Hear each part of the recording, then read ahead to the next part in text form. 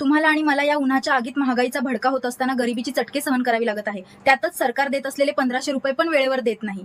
1500 रुपये म्हणजे सरकारसाठी लई मोठी गोष्ट नाही, पण ती देताना पण ठराविक तारखेला देण्याऐवजी कांत जमा करण्यातच तुमचा नमस्कार लाडक्या बहीण भावांनो, लाडक्या बहिणीसाठी एक महत्वाची बातमी आहे की जून महिन्यापूर्वी लाडक्या बहिणीला आधार प्रमाणीकरण करावे लागणार आहे. आणि मग याबाबत नेमकं सरकारच्या काय सूचना आहेत आणि आधार प्रमाणीकरण कशासाठी करायचे आणि ते कुणाला करायचे, कुठे करायचे, याबाबतचीच माहिती आपण पुढच्या एका मिनिटामध्ये घेणार आहोत की ज्यांचं आधार प्रमाणीकरण होणार नाही तर त्यांचा लाभ, ज्या एप्रिल नंतर पात्र ठरलेल्या बहिणी आहेत तर त्यांचा लाभ हा कायमचा बंद करण्यात येईल, अशाही सूचना काही प्रसार माध्यमांद्वारे समोर आलेल्या आहेत. तर नेमकं हे काय आहे आणि कशासाठी आहे याचीच माहिती आपण घेणार आहोत. तेव्हा चॅनलवर जर पहिल्यांदा आले असाल तर सबस्क्राईब करायला विसरू नका आणि व्हिडिओ हा 2 मिनिटाचा व्हिडिओ शेवटपर्यंत बघा.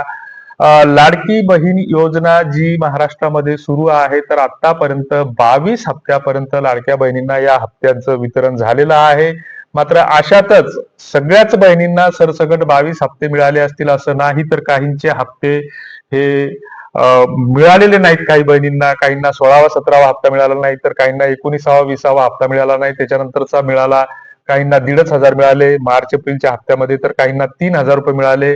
आणि काहींचे हप्ते हे बंद झालेले आहेत की कुठलंही कारण न सांगता सरकारकडून जवळपास 60 ते 65 लाख बहिणींची नावं वगळण्यात आलेली आहेत.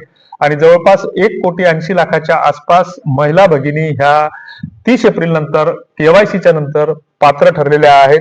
मात्र त्यांनाही पैसे नियमित मिळत नाहीत. आणि हा जो काही आधार प्रमाणीकरणच्या बाबतीमध्ये सरकारकडून अद्यापपर्यंत त्याबाबतची अधिसूचना समोर आलेली नाही, तरी सरकारकडून मात्र तशा सूचना निर्गमित करण्यात आलेल्या आहेत की नेमकं हे आधार प्रमाणीकरण कशासाठी करायचं आहे. तर बहीण भावांनो, की सरकारने पहिल्यांदा की लाडक्या बहिणीच्या योजनेमध्ये जवळपास 15,000च्या आसपास हे बोगस लाभार्थी सापडले. वास्तविक बोगस लाभार्थी सापडणं हे कुठेतरी चुकीचं आहे. कारण याच्यामध्ये ज्यावेळेस लाडक्या बहिणीचा सुरुवातीला अर्ज भरण्यात आला तर त्यावेळेस आधार कार्ड, पॅन कार्ड, बँकेचं खातं ह्या सगळ्या गोष्टी घेण्यात आल्या आणि त्याच्यातूनही मग त्याचं योग्य प्रकारे व्हॅलिडेशन न झाल्यामुळं सरकारची चूक आहे. त्याच्यातून तो केलेला सरकारचा एक जाणीवपूर्वक घोटाळा आहे. त्या बाबतीत सरकारच्या संबंधित मंत्र्यांनी राजीनामा देणं अपेक्षित होतं नैतिकतेच्या आधारावर. दुसरीकडे ज्या अधिकारी याला जबाबदार आहेत तर त्यांच्यावर कारवाई होणं गरजेचं होतं, मात्र तसं झालं नाही. आणि याचं पापाचं खापर हे लाडक्या बहिणीच्या मस्तकी फोडण्यात आलं. मग त्यांना 18 सप्टेंबर 2025 रोजी ई केवायसी करायला सांगण्यात आलं. मग या ई केवायसीतून काय केलं की फक्त आधार आणि मोबाईल एकमेकांना लिंक आहेत किंवा नाही याची पडताळणी करण्यात आली. आणि त्याच्यासाठी विनाकारण बहिणींचे वेळ, श्रम, पैसा हा वाया गेला. आधार सेंटरवर त्यांना जावं लागलं, मोबाईल आणि आधार लिंकिंग करावं लागलं, त्याच्यासाठी 125 ते 150 रुपये द्यावे लागले. ही गोष्ट वेगळी. आता त्याच्यानंतर पुन्हा 31 डिसेंबर पर्यंत ई केवायसीची मुदत वाढवली, 31 मार्च पर्यंत वाढवली, 30 एप्रिल पर्यंत वाढवली आणि अंतिम यादी सरकारकडून प्रसिद्ध करण्यात आली. याच्यातून काही बहिणी वगळण्यात आल्या. त्या कशामुळे वगळण्यात आल्या? त्यांच्याकडे 4 चाकी वाहन आहे, तर त्यांना पगार मिळतो किंवा त्यांचं उत्पन्न 5 लाखापेक्षा जास्त आहे, हे कुठलंच कारण सांगितलं नाही. मात्र हे बंद करण्यात आलं आणि मग त्यांना कलेक्टर ऑफिसच्या चक्रा मारा, हे असं तसं करा, हे सांगण्यात आलं. आता त्याच्यानंतर आधार प्रमाणीकरण जे करायचं सरकारकडून सूचना काढण्यात आलेली आहे की त्याची तारीख अद्याप आलेली नाही, मात्र लवकरच त्याची तारीख येईल आणि विहित मुदतीत या अमक्या तारखेपर्यंत तुम्हाला आधार प्रमाणीकरण करावं लागणार, हे असं सरकारकडून सांगण्यात येईल. हे कशासाठी करायचं?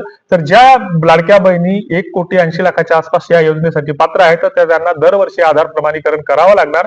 त्याच्यासाठी की जिवंत असल्याचा पुरावा म्हणून, कारण बरेच जण लाभार्थी मयत होतात आणि त्यांच्या खात्याला पैसे जमा होत राहतात. तर मयत झालेल्या खातेदारांना पैसे जाऊ नये हे थांबवण्यासाठी आधार प्रमाणीकरण करावं लागणार आहे. त्याची तारीख लवकरच जाहीर होईल. तर पुढच्या व्हिडिओमध्ये आपण त्याची सूचना देऊ. तुर्तास धन्यवाद.